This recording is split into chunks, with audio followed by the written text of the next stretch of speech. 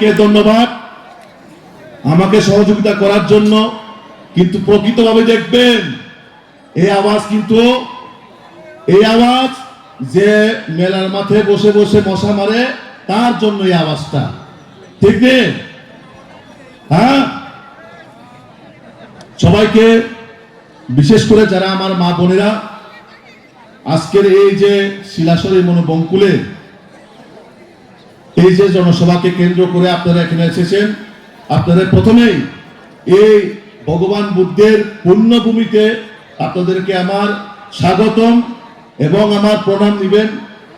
বিশেষ করে আজকে আমাদের রাজ্যের আমাদের জনপ্রিয় নেতা, আমাদের অভিভাবক আদরণীয় প্রফেসর ডক্টর মানিক সাহাজি, যার নেতৃত্বে এই ত্রিপুরা রাজ্যে যে আমাদের উন্নয়ন আমরা এখন দেখতে পাচ্ছি, উপস্থিত এই কেন্দ্রের জনপ্রিয় বিধায়ক, আমাদের সকলের প্রিয় দাদা মাইলাপুর মহোদয়, উপস্থিত যিনি আমার পূর্ববর্তী বক্তা, যিনি অক্লান্ত পরিশ্রম করে এই দক্ষিণ জেলাকে শক্তিশালী মজবুত করার জন্য যিনি পরিশ্রম করে যাচ্ছেন, আমাদের জেলা সভাপতি দীপায়নদা, উপস্থিত এই এডিসি মানে শিলাসরি মনোবঙ্কুল কেন্দ্রের যিনি এমডিসি আমাদের পঞ্চম মহোদয়, উপস্থিত আরেকজন এমডিসি আমাদের সঞ্জীব রিয়ার মহোদয়, উপস্থিত এখানের যিনি মন্ডল সভাপতি, ইনিও পরিশ্রম করে এই মন্ডলকে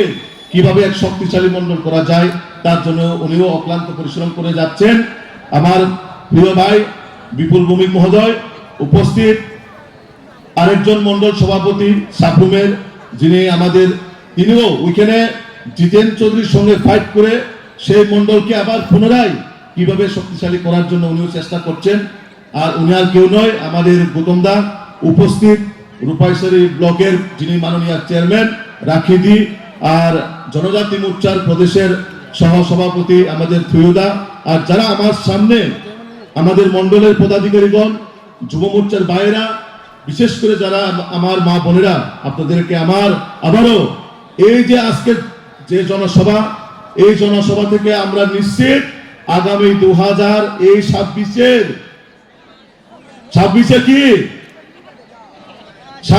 কি খুমলুঙে বিজেপির পদ্মফুল ফুটতে যাচ্ছে। আপনারা রাজি আছেন? আপনারা সবাই তৈরি আছেন নি? যত রাজি রে তোমায়, যত রাজি রে রাজি মা তোমায়, কারণ তাব 2026 এডিসি নির্বাচন অনির্বাচন এডিসি দুর্নীতি হইতে মুক্ত জানে, করাপশন মুক্ত, আগে যেমন নরেন্দ্র মোদী সহ কংগ্রেস মুক্ত ভারত তাবক চম্বু সহ এডিসি দুর্নীতি তীব্রা মথানে দুর্নীতি হইতে মুক্ত খোঁজেন বাগে বিজেপি না মাতুম নাই তোমায় নাই যে যারা বর্তমানে তৃতীয় এডিসির মধ্যে শাসন ক্ষমতায় আছেন, এখন ওনাদের মধ্যে আমরা বর্তমানে শুনতে পাচ্ছি ওনারা কি দিনে দিনে বসে স্বপ্ন দেখছেন কিভাবে বিজেপির সঙ্গে অ্যালায়েন্স করা যায়। বিজেপি বিশেষ করে আমাদের রাজ্যের জনপ্রিয় মুখ্যমন্ত্রী প্রফেসর ডক্টর মানিক সাহাজির নেতৃত্বে শহর থেকে পাহাড়, পাহাড় থেকে পাহাড়ের ভিতরে গ্রাম অঞ্চলে যেভাবে বিজেপি শক্তিশালী হচ্ছে, সেটাকে দেখে এখন রাজবাড়িতেও কম্পন শুরু হয়ে গেছে, খুমুলুঙেও কম্পন শুরু হয়ে গেছে। তারা বর্তমানে চায় এই রাজ্যে জাতিগত দাঙ্গা লাগানোর চেষ্টা, এই এডিসি কে কিভাবে পাকিস্তান বানানো যায়, এই এডিসি কে কিভাবে বাংলাদেশ করা যায়, তার জন্য একটা শ্রেণীর লোক চক্রান্ত করে যাচ্ছেন। ওনারা বলে থাকেন থানচা থানচা থানচা, আমরাও চাই থানচা, আমাদের জনজাতিরা ত্রিপুরা ছাড়া যদি থানচা হয় কোনো জায়গা খারাপ নাই, আমরাও চাই থানচা।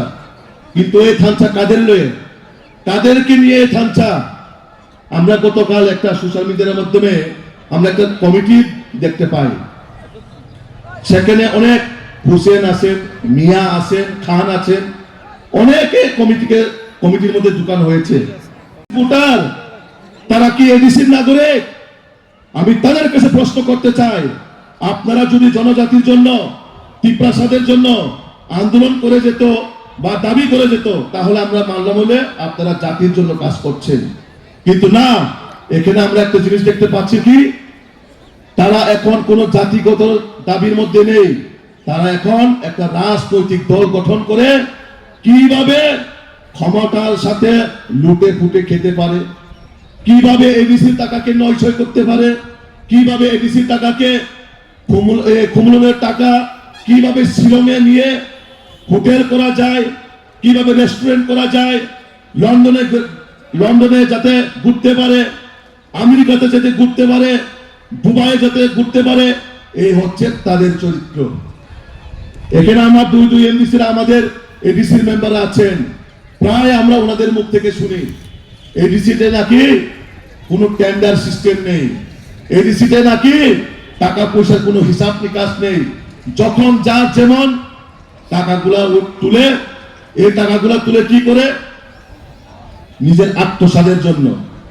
আমরা দেখতে পাচ্ছি যারা বর্তমানে ওখানে এমডিসি ইএম যারা ওইখানের মন্ত্রীরা আছেন এডিসির, ওনারা কি করছেন, যারা এক বেলার ভাত খেতে টানা পোড়া ছিল, আজ ওই লোকেরা আগরতলা শহরে, বিশেষ করে নন্দননগর সাইডে বড় বড় বিল্ডিং তুলে বাড়িতে এসি লাগিয়ে গাড়ির দামি দামি গাড়ি কিনে এই টাকাগুলা কোথায় থেকে আসছেন, এই পয়সাগুলা কোথায় থেকে ওনারা পেয়েছেন আপনারা প্রশ্ন করবেন।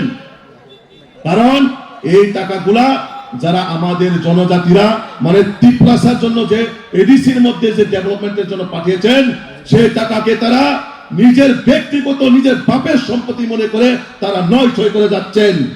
তার জন্য এই 2026-এর নির্বাচনে আমার বিশেষ করে যারা তিপ্রাসাদ ভাই বোনেরা আছেন, আমি তাদের কাছে অনুরোধ, আমাদের জাতিকে যে ধ্বংস করবে, আমাদের নিয়ে যে রাজনীতি করবে, তাদেরকে আমরা কোনোভাবে সারাসারি নাই। এই 2026-এ তাদেরকে সিপিএম কে যেভাবে আমরা বিদায় দিয়েছে সেইভাবে ত্রিপুরামথাকেও আমরা এবার এই 2026-এ তাদেরকে চিরতরে বিদায় দিতে হবে। আপনারা রাজি আছেন? সবাই রাজি আছেন? রাজি আছেন? কারণ 2021-এ আমরা সিপিএম কে শ্রাদ্ধ করেছি, শ্রাদ্ধ। যেমন আত্মীয় স্বজন মারা গেলে আমরা শ্রাদ্ধ করি না, 13 দিনের পরে, 1 মাসের পরে পরে তো সবাই সিপিএম কেও আমরা 2021-এ আমরা শ্রাদ্ধ করেছি। এই 2026-এ সিপিএম কে আমরা বছরে শ্রাদ্ধ করে সারবো। রেডি আছেন? সবাই রেডি আছেন? রাজি আছেন না আমার কথায়? সিপিএম কে আমরা এবার বছর শ্রাদ্ধ কইরেই সারুম, আর ত্রিপুরামথাকে এই বছরে আমরা শ্রাদ্ধ করানো। সিপিএম তো অলরেডি 21-এ শ্রাদ্ধ কইরেই সারছি, আর ত্রিপুরামথাকে আমরা এই বছর এই 2021-26-এ আমরা শ্রাদ্ধ করাবো।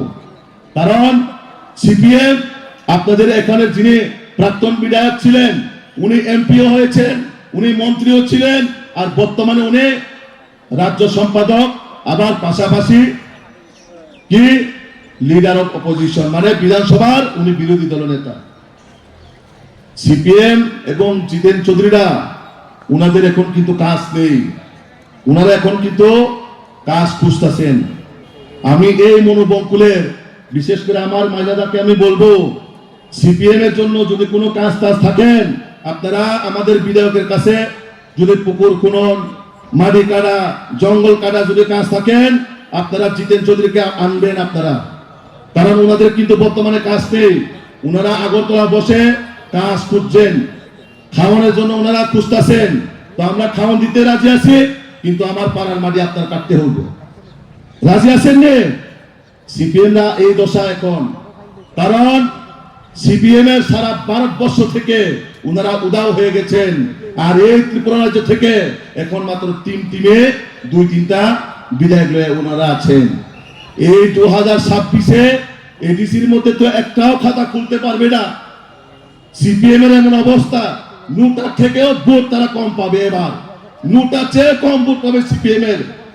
আর জিতেন চৌধুরীরা, রাধাচরণ বাবুরা, উনারা সবসময় কি বলেন?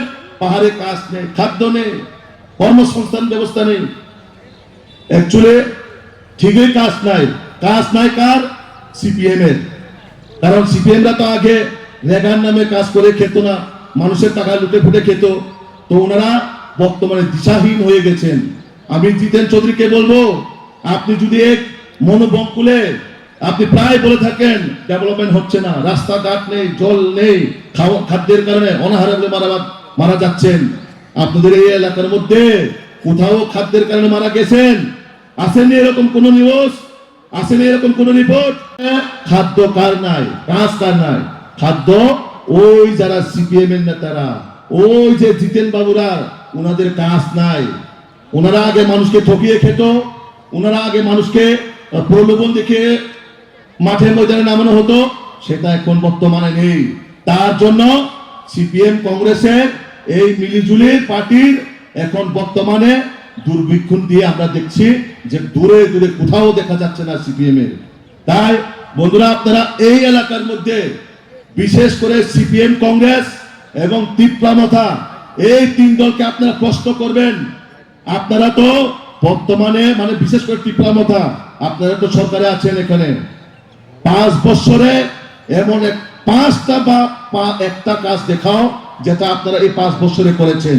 আপনারা 5 বছরে কোন সময় আপনারা কাজ করেননি। এই 5 বছরে তীব্রামথা একটাও কাজ দেখাতে পারবে না। আপনারাই বলুন, এই মনোবঙ্কুলের মানুষই বলুন, আপনাদের এলাকার মধ্যে এডিসি গভর্নমেন্ট থেকে কোন একটা রাস্তা করেছেন? কোন একটা পানীয় জলের ব্যবস্থা করেছেন? না স্কুলে পড়াশোনার জন্য একটা স্কুল বিল্ডিং তৈরি করেছেন? না একটা স্বাস্থ্যের পরিষেবার জন্য কোন একটা হসপিটাল তৈরি করেছেন? না একটা অ্যাম্বুলেন্স দিয়েছেন? কি দিয়েছেন? আপনারাই বিচার করুন। বর্তমানে এই এডিসির মধ্যে শুধু নিজেকে এস্টাবলিশ করার জন্য, নিজে কিভাবে ধনী হওয়া যায়, নিজে কিভাবে করোড়পতি মালিক হওয়া যায়, এই হচ্ছে তীব্রামথার পার্টি। সেখানে মানুষের জন্য চিন্তা করা হয় না। আমাদের ভারতীয় জনতা পার্টি, আজকে আমরা এই মঞ্চ থেকে দাঁড়িয়ে আমি কথা দিয়ে যাচ্ছি, ভারতীয় জনতা পার্টি যদি তৃতীয় এডিসি ক্ষমতায় আসে, আমরা প্রথম ফার্স্ট প্রায়োরিটি হিসেবে আমার বেকার যারা যুব ভাইয়ের জন্য আমরা কর্মসংস্থানের আমরা ব্যবস্থা করুন। আমরা ফার্স্ট প্রায়োরিটি হিসেবে যুবকদের জন্য আমরা কর্মসংস্থানের ব্যবস্থা করুন। আমরা তারপরে যাদের বাড়িঘর নেই, এই টিটিএডিসির মধ্যে যারা, সে আমার জাতি বাঙালি হইতে পারে, আমার জাতি জনজাতি হইতে পারে, সকলের জন্য আমাদের রাজ্য সরকার, বিশেষ করে মোদী মানিক শাহজির নেতৃত্বে এই সরকার জনকল্যাণমুখী সরকার। এই সরকার যেভাবে আমাদের ত্রিপুরা রাজ্যকে এগিয়ে নিয়ে যাওয়ার জন্য, বিশেষ করে প্রধানমন্ত্রী আবাস যোজনা, বিশেষ করে মুখ্যমন্ত্রী আমরা আয়ুষ্মান কার্ড, প্রধানমন্ত্রীর আয়ুষ্মান কার্ড, তার পাশাপাশি রাস্তাঘাট, পানীয় জল, স্কুল, স্বাস্থ্যের জন্য পরিষেবা, সবটাই আমাদের ভারতীয় জনতা পার্টি কোন সময় না জাতিগত দেখে, না কোনো ধর্মীয়গত দেখে, আমাদের নজরে জাতি জনজাতি সবাই আমরা চাই আমাদের রাজ্যের মুখ্যমন্ত্রী আদরণীয় প্রফেসর ডক্টর মানিক শাহজির নেতৃত্বে কুনায় কুনায় আমরা ডেভেলপমেন্ট চাই, আমরা উন্নয়ন। আগামী দিনে আমাদের রাজ্যে আমাদের এই এডিসির মধ্যে ভারতীয় জনতা পার্টির সরকার আসার পর আমরা আপনাদেরকে ফার্স্ট প্রায়োরিটি হিসেবে আমরা ডেভেলপমেন্ট আমরা কাজ করব। আমি প্রশ্ন করতে চাই, যারা বর্তমানে তীব্রামথায় আমার বাঙালি ভাইরা আছেন, বিশেষ করে মাইনরিটি ভাইরা আছেন, প্রদ্যুৎ বাবু তো দাবি করেন ত্রিপ্রাসাদের জন্য দাবি রাখেন, জনজাতিদের জন্য দাবি রাখেন, কিন্তু আপনারা যারা ওই দলে আছেন, বিশেষ করে মুসলিমরা এবং বাঙালি ভাইরা, আপনাদের জন্য ওনাদের দলের কি দাবি?